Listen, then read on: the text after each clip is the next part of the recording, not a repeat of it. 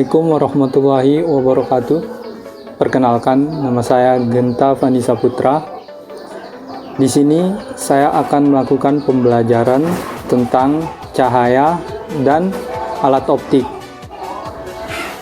Perlu teman-teman ketahui, cahaya adalah energi berupa gelombang elektromagnetik yang kasat mata dengan panjang gelombang antara 380 sampai dengan 750 nanometer. Berdasarkan bentuknya, cahaya dapat dibedakan menjadi dua macam. Yang pertama, cahaya yang berasal dari sumber itu sendiri, di antaranya cahaya matahari, cahaya lampu, cahaya lilin, dan juga senter. Terus yang kedua, cahaya yang memancarkan pantulan dari pantulan itu sendiri. Misalnya warna merah yang dihasilkan dari pantulan cahaya dan menghasilkan warna merah itu sendiri. Baik, selanjutnya kita masuk ke sifat-sifat cahaya. Sifat cahaya yang pertama ada sifat cahaya yang merambat lurus.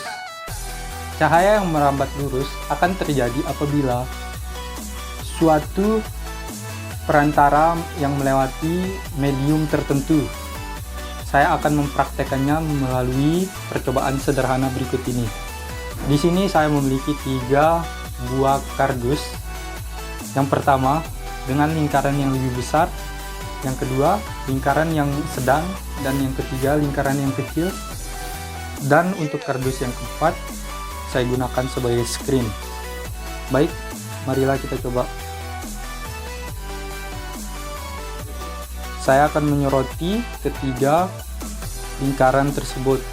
Nah, yang terjadi,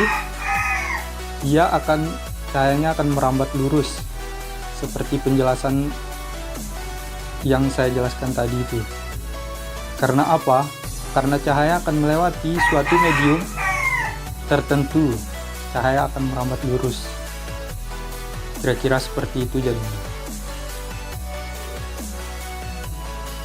Sifat cahaya yang selanjutnya adalah cahaya dapat dibiaskan.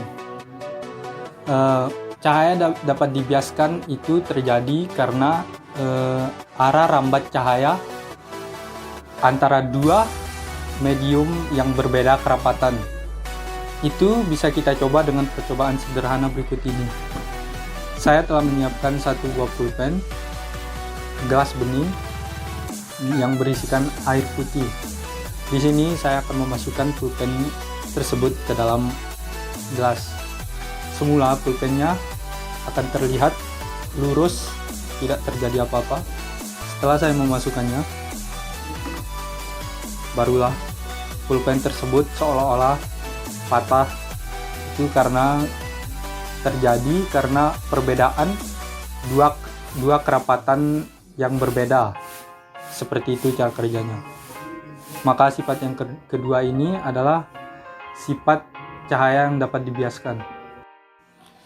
Oke, untuk sifat cahaya selanjutnya, sifat cahaya yang dapat menembus benda bening. Benda bening adalah benda yang dapat ditembus oleh cahaya tersebut. Di sini saya akan melakukan percobaan menggunakan gelas bening yang berisikan air. Dan di sini saya menyiapkan satu buah kardus sebagai screen-nya. Di sini saya akan menyalakan senter HP dan lihat apa yang terjadi. Benar, cahaya tersebut mampu atau dapat menembus benda bening seperti yang terlihat di kamera ini.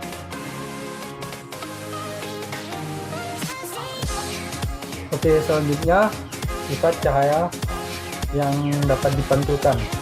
Sifat cahaya yang dapat dipantulkan adalah proses terpantulnya kembali cahaya dari permukaan benda yang terkena cahaya.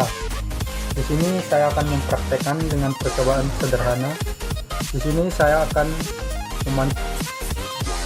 menyorotkan lampu HP ke kaca, dan di sini ada screen.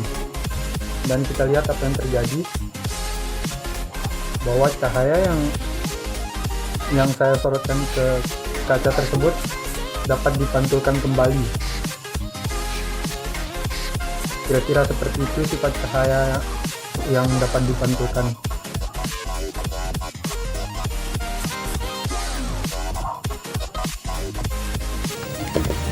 Oke, untuk sifat cahaya yang kelima ada cahaya yang dapat diuraikan. Cahaya yang dapat diuraikan atau dispersi cahaya terjadi secara alami. Penguraian monokromatik menjadi polikromatik. Ini dapat kita lihat di contoh gambar berikut ini. Seperti yang terlihat di gambar tersebut, bahwa cahaya matahari akan mengalami penguraian menjadi cahaya polikromatik yang berubah menjadi warna-warni seperti yang ada di gambar tersebut. Jadi teman-teman bisa melihatnya sendiri bahwa sifat cahaya yang ini adalah mengalami penguraian.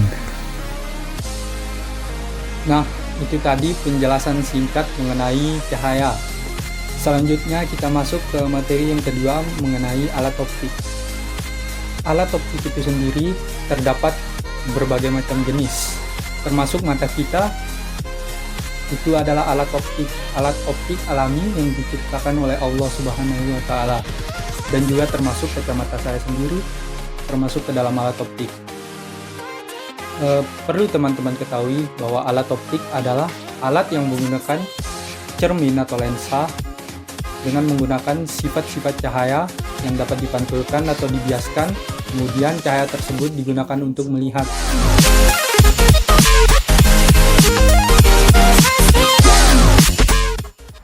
Loop berupa sebuah lensa positif yang digunakan untuk melihat benda kecil supaya dapat terlihat lebih jelas dan lebih besar.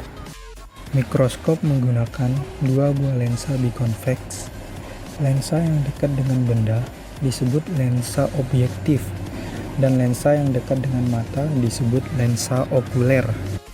Prinsip kerja teleskop membantu mata bekerja dalam mengumpulkan cahaya sehingga nampak lebih terang dan dapat diperbesar.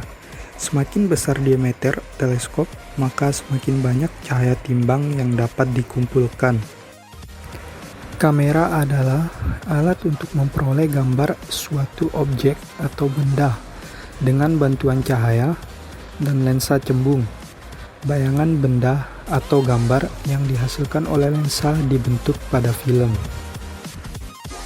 Alat optik istimewa yang terakhir yaitu mata, yang merupakan anugerah dari Allah Subhanahu wa Ta'ala.